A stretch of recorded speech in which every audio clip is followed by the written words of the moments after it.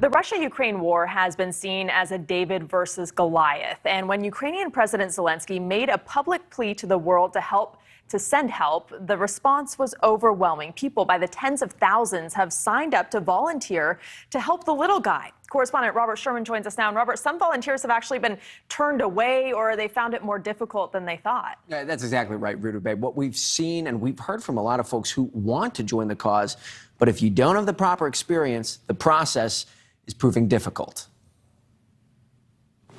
Бажаю здоров'я, шановні українці, українки. Ukrainian President Volodymyr Zelenskyy called for the world's help, asking for anyone who is free to answer his call to help defend his nation, creating the new International Defense Legion of Ukraine. And they did answer the call. That request was made in late February. By early March, 16,000 volunteers responded.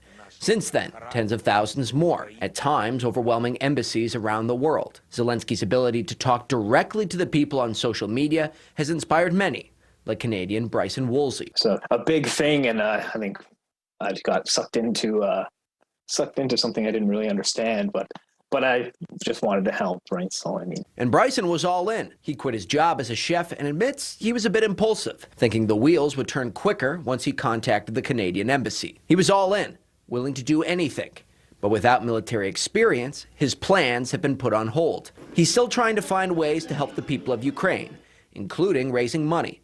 But he and others have found their plans to travel to Ukraine and help cut short. They want to be able to put you in the fight right away. They don't have the manpower to and support to do a lot of training. The idea of hopping on a flight and being put to use a week later was quickly dashed. And Bryson is far from alone. Facebook pages full of potential recruits have a variety of reasons as to why they too are being delayed. At the very least, this is what you will need to do if you want to sign up. Apply to the Embassy of Ukraine in your country, get your documents in order, bring documents for an interview, write an application, and then wait for instructions on what to bring. But Bryson says others he knows who are veterans have been called up.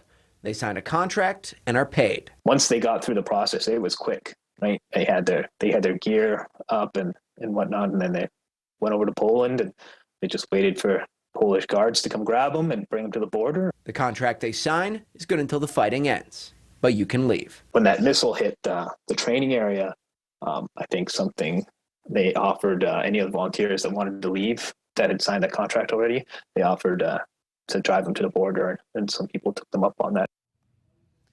And this is similar to what we saw ourselves in Europe. We met some people from the French Foreign Legion who volunteered and were brought aboard. But one military leader told us that they want experience because this is a life or death situation.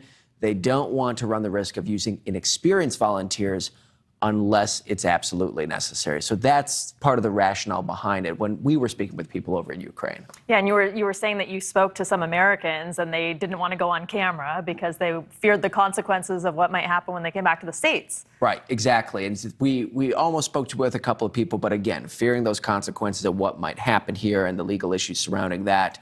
But that person, that was one of the people who served in the French Foreign Legion. That person was admitted in. Other people we've met, not so much. All right, Robert Sherman, thank you. You got it. Thanks for watching. Click the red subscribe button below so you can get more of NewsNation's fact-driven, unbiased coverage.